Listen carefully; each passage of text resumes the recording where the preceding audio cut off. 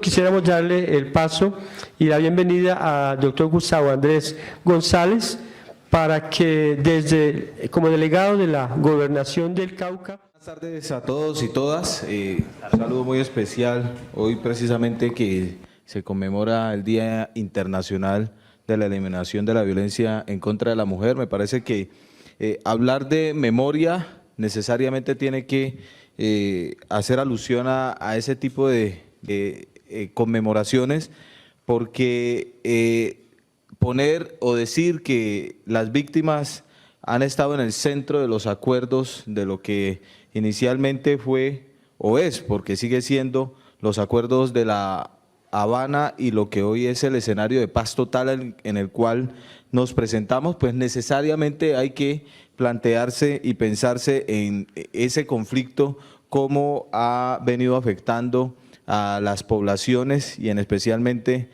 hablar de un tema que a veces es poco discutido, pero que ha sido una lucha bastante importante por parte de las mujeres, que es la violencia de género. Desde la Gobernación del Cauca, por supuesto, desde un inicio del gobierno de los 42 motivos para avanzar en defensa de la vida, pues el tema de la implementación de los acuerdos ha jugado un rol importante y fue el señor gobernador Elías Larraondo Carabalí durante la presentación del informe de la Comisión de la Verdad en el departamento del Cauca, uno de los que, como el que más se comprometió a poder ayudar o dar un respaldo absoluto a, primero, la difusión, que es, digamos, el eje. Nadie habla de lo que no conoce y pues una tarea gigantesca o un gran reto pasa por decir cómo se socializan esas más de 13.000 páginas, creo, que alcanza el informe de la Comisión de la Verdad. Pero yo quisiera hacer alusión en ese entorno y en ese gran reto de hablar de el informe de la Comisión de la Verdad, a unos retos que son intrínsecos a ese ejercicio, y uno tiene que ver con la no revictimización y otro tiene que ver con la reconciliación. El ejercicio de mantener una memoria de lo que ha sido el conflicto armado colombiano y llevarnos a un escenario de paz y de reconciliación y convivencia tiene como principal reto precisamente la reconciliación. ¿De quién? De los y las colombianas. Y uno diría que ese escenario de reconciliación, pues es esta foto que alcanzamos a ver aquí. Una mesa principal diversa de personas indígenas, campesinas, afrodescendientes, mestizas, jóvenes, mujeres. Y ese escenario de reconciliación es el que nos tiene aquí. O sea, hace 8 años uno creería era impensable que estuviéramos aquí hablando de esto. Pero el estar aquí no solamente nos impone retos, también nos deja hoy enormes satisfacciones. Pero también hay que hablar de que la implementación de acuerdos y lo que será el escenario de paz total tiene quizá como principal reto es que construimos un escenario de paz o queremos construir un escenario de paz bajo el mismo modelo que nos llevó a más de 50 años de conflicto. Y ahí hay una crítica muy grande que yo todo el tiempo se lo hago al modelo, porque repetimos y casi que nos revictimizamos en el escenario de que, por ejemplo, la reparación colectiva, que además tuvo también unas condiciones bastante excluyentes porque poblaciones que han sufrido el rigor de la guerra no fueron, por ejemplo, incluidas como municipios PEDET, ni siquiera como PENIS, hoy pues no tienen la posibilidad de recibir recursos de reparación colectiva dentro de esa figura que a mí me parece una figura de avanzada, pero que finalmente se queda corta y que el modelo de descentralización, a pesar de que nos enfrentamos, entre comillas, y en la semántica del preámbulo y luego del primer artículo de nuestra Constitución Política, se habla de una república unitaria con un modelo de descentralización, con autonomía de sus entidades territoriales. Cuando uno va a la práctica se encuentra con que tenemos un Estado exageradamente centralizado. Y no es sino uno, y siempre he hecho este examen, sumar los recursos del presupuesto de la nación que este año creo fue aprobado por cerca de 400 billones de pesos, cerca de 400 billones de pesos, y sumar todos los recursos de los 32 departamentos y los 1.102 municipios que tiene Colombia, y no alcanzan a los 50 billones de pesos sumados. Entonces uno dice, en ese escenario hay un enorme desequilibrio y una concentración de poder que en la principal necesidad que tiene el Estado, que es estrechar la brecha de desigualdad, difícilmente se va a llegar a el punto que se requiere. Y la prueba de ello, pues es el escándalo, voy a decirlo como lo han denominado los medios de comunicación, además soy periodista de formación y por vocación, el escándalo de las marionetas. Cómo se saquean los recursos de la paz en un ejercicio mafioso o en una empresa criminal donde simplemente concurren las diferentes entidades del nivel nacional para ponerle trabas a las iniciativas de los municipios priorizados como víctimas del conflicto y terminar hoy más de 10 alcaldes destituidos y por fuera de sus cargos en muchas ocasiones. Y si nosotros nos fuéramos a mirar la realidad de cuáles son las circunstancias de tiempo, modo y lugar, no estoy defendiendo a nadie que haya incurrido en corrupción, pero inclusive el mismo Código Penal da elementos de disminución, atenuación de la pena cuando se presenta frente a ciertas circunstancias, pues uno ahí va a saber que eso es más producto del modelo que quizá de la misma intención o deseo de los dirigentes de las entidades territoriales de incurrir en esos delitos. Y quiero explicarme porque seguramente muchos están diciendo, ¿pero de qué está hablando? Estoy hablando de cómo los SOCATs terminaron secuestrados por esas mafias conformadas por empresas criminales entre los ministerios, la misma Contraloría, la Alta Consejería para la Estabilización y demás, y pidiendo recursos a las entidades que no tenían incluso cómo formular sus proyectos para hacer la preinversión, les exigían dinero a cambio o imponían quién iba a ser el contratista de los proyectos que se iban a ejecutar como reparación colectiva. Entonces, en un municipio donde se juega tejo, tenían que hacer una cancha de fútbol porque el contratista que tenía el interesado era experto en eso, no era experto en hacer escenarios de tejo, que era culturalmente lo que realmente necesitaba el territorio. Entonces, la crítica a ese escenario de centralización, bajo un sofisma de supuesta descentralización, debe ser muy, muy grave. Y yo quiero partir de allí porque hablar de qué se ha hecho en la implementación de los acuerdos y decírselo a una entidad territorial, en ese escenario donde, vuelvo y digo, queremos construir paz en el mismo modelo que procreó la guerra, y ahí habría que hacer un examen, por ejemplo, de cómo llegamos nosotros a la Constitución del 1991, en qué escenario de exacerbación de la violencia en ese momento, especialmente por el narcotráfico, pero con una presencia muy fuerte de grupos subversivos, pues es utópico, la verdad es utópico.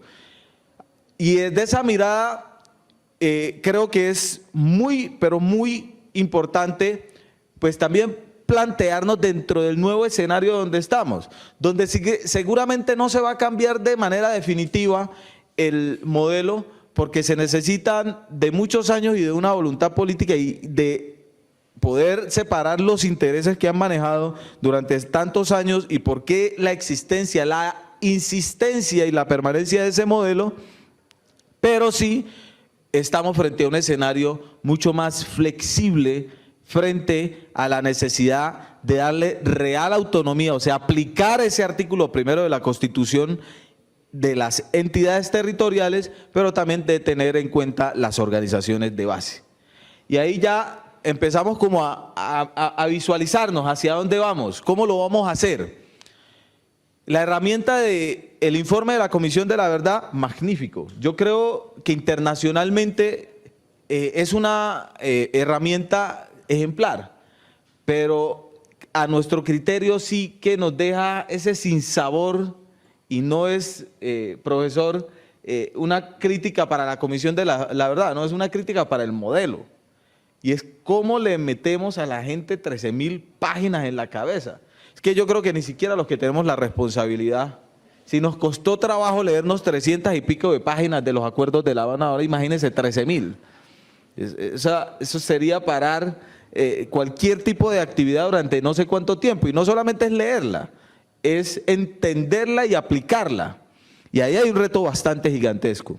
Nosotros como Gobernación del Cauca, por supuesto, estamos trabajando en eso. Nuestro plan de desarrollo contempla un escenario de memoria y en este tiempo que llevamos al frente de la asesoría de paz, siguiendo orientaciones, por supuesto, del señor gobernador, hemos dado principal importancia a los mecanismos de participación. Es que allí están las víctimas. Pero siguiendo criticando ese mismo modelo, yo veo, por ejemplo, un modelo de reparación de víctimas, a mi criterio, a veces hasta mezquino. Cuando uno se encuentra, por ejemplo, o cuando uno quiere acompañar a una víctima y quiere decirle a esa víctima que hay unos mecanismos para repararlo o por lo menos para indemnizarlo, y esa víctima que primero le dicen que él se va a sentir o ella representado en las curules de paz, 16, que además fueron un parto de mula, que dicen, porque fue bien complejo. Y fue tan complejo que en lugar de haberse elegido en la elección de 2018, terminó eligiéndose en la elección de 2022. ¿Pero en qué circunstancias? En circunstancias en que las víctimas, Colombia con más de 9 millones de víctimas, 8 de ellas en condición de desplazamiento, dice que las curules de paz, donde hay el conflicto, donde ellos no volver a meter el dedo en la llaga. Pero es bastante grave que el escenario se dé en esas condiciones, no estamos haciendo absolutamente nada. Y ahí hay que seguir criticando al modelo. Pero adicional a eso, el Estado territorial, el departamento o las alcaldías, claro, a través de sus personerías, crea a través de sus instancias el modelo de acompañamiento a las víctimas. Pero hay que ir a la unidad de víctimas, que es una entidad del nivel nacional. Entonces la unidad de víctimas le dice a la víctima, cuando usted llega le vamos a dar una ayuda de 400.000 pesos trimestrales, 1.200.000 pesos, 400.000 pesos cada 4 meses, 1.200.000 pesos al año, 3 ayudas al año. Pero el señor, que en muchas ocasiones no tiene una formación académica, otros 4 meses. Pero luego le dice, usted tiene derecho a una indemnización, tantos salarios mínimos. Entonces la oficina de víctimas del departamento dice, bueno, vamos a acompañar a esa víctima para que la indemnicen. Pero le dicen, es que cada vez que a usted lo llamamos, usted sigue anunciando que tiene condición de pobreza, de extrema pobreza. Entonces no le podemos dar la reparación porque usted se va a gastar la plata en otra cosa distinta a salir de esa pobreza. O sea, un círculo vicioso. No le pagan porque no tiene y no tiene porque no le pagan. En ese sentido hay que hacer una modificación muy grande del modelo. Nosotros como entidad territorial, para aprovechar los 3 minutos que seguramente me quedan porque hace 2 me sacaron la bandera, lo que podemos hacer hoy es, por un lado, darle alcance a las herramientas institucionales, legales y constitucionales que tenemos, como las instancias de participación, el Consejo Territorial de Paz, los consejos municipales de paz, generar condiciones para que haya una memoria histórica en el departamento desde nuestras condiciones, pero un real resarcimiento de las víctimas requiere un paso mucho más avanzado. Nosotros hoy, por ejemplo, en el departamento queremos apostarle a través de la academia, porque quedó demostrado que políticamente es muy sensible un tema de esos desde la institucionalidad, y más en una institución tan política como es una gobernación, como es una alcaldía, a el Pacto Caucano por la Vida, la Paz, el territorio. Ahí tenemos una instancia y un escenario de diálogo para que tanto víctimas como gremios, como instituciones podamos generar condiciones. Pero la discusión, insisto, debe necesariamente ir mucho más allá. Hoy estamos en un escenario de paz total. Yo creo que la discusión está abierta. El diálogo que se tendrá que generar en esos espacios nos dará lugar. A nosotros como gobernación nos quedan algo cerca como 13 meses, ya tenemos, como dice, el sol a las espaldas. Seguiremos trabajando en que esos escenarios de participación, por ejemplo, el último Consejo Municipal de Paz que se creó en el departamento fue el de Popayán, capital de paz, que no tenía Consejo Municipal de Paz, y fue complejo que se creara, y fue el número 40 de 42 municipios. Interesante que ya varios tengan su plan de acción, interesante que varios tengan su reglamento, interesante que estemos reactivando el Consejo Territorial de Paz, interesante que estemos conversando con los pilares de los PEDET, interesante que es el ejercicio que estamos haciendo, que estemos haciendo un ejercicio de participación con los grupos motores de los PEDET, con los mismos PENIS, con los mecanismos especiales de participación y de consultiva para efectos de poder generar unas disertaciones. Interesante que hoy estemos planteando que el departamento del Cauca, por sus características territoriales, pudiese ser un departamento PEDET, el primero de Colombia. Muy interesante, y en eso estamos trabajando.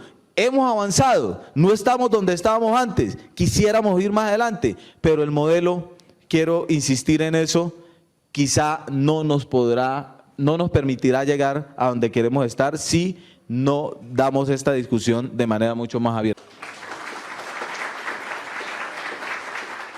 Yo quiero elucubrar dos cosas. Primero, una frase del presidente Santos que decía: tanta paz como sea posible, tanta justicia como sea necesario. Yo creo que ese es un punto de partida. Lo segundo era recordar que por allá en el 2010, precisamente cuando el presidente Santos aspiró por primera vez, yo jamás me imaginé que llegara a votar por él cuando aspirara por segunda vez. Yo hacía parte del movimiento estudiantil que votó por el profesor Mocus, convencido de que era la alternativa, pero más por él, en contra de Santos, era lo que representaba el uribismo. Y ahí todavía no estábamos en el cuento de la paz, pero sí estábamos en contra de la guerra. Y eso hoy, cuando nos plantean un escenario de paz, pues nos lleva a enormes retos. Yo quiero, en cuanto a la responsabilidad institucional que tenemos como departamento, hacer alusión a varias cosas. En mi disertación yo hablé de lo que estábamos planteando como institución, pero aquí hay que hacer alusión a varios temas. El Cauca tiene por lo menos 5 formas de violencias que son quizás de las más complejas que enfrenta el país. Narcotráfico, subversión que hoy se refleja en las disidencias, minería ilegal, pandillas y conflicto por tierras. Ahí estamos enmarcados como departamento del Cauca, y frente a eso, pues no podemos hacer nada más que generar un plan de acción muy agresivo, una política pública real de paz. Y ahí estamos, nosotros, yo lo mencioné, hay un tema y un reto enorme con el tema de la implementación, que en la participación que tuve el miércoles yo la enfocaba como gobernación en un ítem que ya se ha vuelto muy importante en el ejercicio que estoy desarrollando, y lo decía así de sencillo en una reunión: a mí ya no me sirven la comida, sino que me la articulan. La articulación es el eje, porque hay mucha gente que está haciendo cosas, la universidad, la academia está haciendo cosas, el Estado Nacional está haciendo cosas, los entes territoriales están haciendo cosas, las organizaciones están haciendo cosas, pero a veces parece que no se hiciera nada por la desarticulación. Entonces ahí tenemos un reto enorme. Y en la implementación de los acuerdos hoy creo que ese debe ser el enfoque que nosotros como gobernación debemos de tener. Pero tenemos tareas, como, y lo mencioné, el tema de los espacios de participación, Consejo Territorial de Paz, Consejos Municipales de Paz, los mecanismos como los PDs, los PENIS.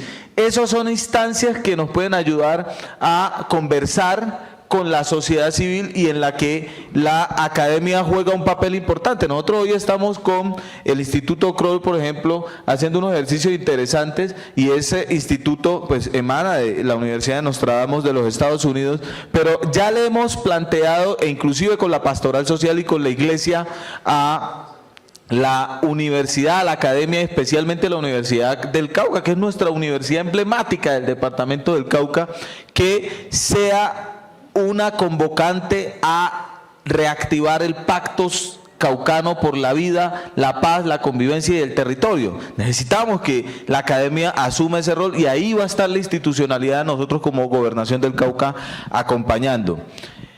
Como es breve el tiempo, quiero simplemente plantear que el mayor reto a corto plazo que nos estamos poniendo como Gobernación del Cauca es convertir o mostrar mejor al departamento del Cauca como un verdadero laboratorio de paz. Ahí hay una discusión filosófica que me parece interesante, pero que no nos puede detener pues en que si es blanco o es negro o es gris o es amarillo o es verde, no, pero sí que es interesante pues hacerla, y es si somos laboratorio de paz y pasamos a ser un piloto de paz que sirva de ejemplo no solamente a Colombia y al mundo. Y en ese escenario nosotros ya tenemos una acción muy concreta planteada, y es convocar a los garantes de los acuerdos de La Habana, a la comunidad internacional. A mí me gusta mucho la forma como el presidente Petro le habla al mundo, porque a quienes han vivido bajo la comodidad del privilegio, a las élites de este país, pues les molesta, porque ellos han sido muy vehementes para someter a los olvidados, a los abandonados, pero muy cabizbajos con quienes nos han llevado al retraso en el que históricamente se encuentra Colombia. Y por eso nosotros ya estamos planteando generar un espacio en el departamento del Cauca. Ya inclusive hemos avanzado, no quiero hablar más de la cuenta porque es una función del señor gobernador y no estoy, digamos, facultado para hacerlo, porque es una iniciativa y una orientación de él, pero seguramente en los 2 primeros meses del próximo año vamos a convocar, en asocio con la embajada, con los Estados Unidos, con la vicepresidenta de la República y otras organizaciones que nos han dicho que quieren estar allí, a la comunidad internacional y especialmente a los garantes de los acuerdos de La Habana, para que desde allí perfilemos desde una acción de visibilización al departamento del Cauca, pero también de formación en derechos humanos, a nuestro departamento como laboratorio de paz, para que seamos epicentro de las acciones nacionales e internacionales, pero a la vez para que seamos un ejemplo para la comunidad nacional e internacional.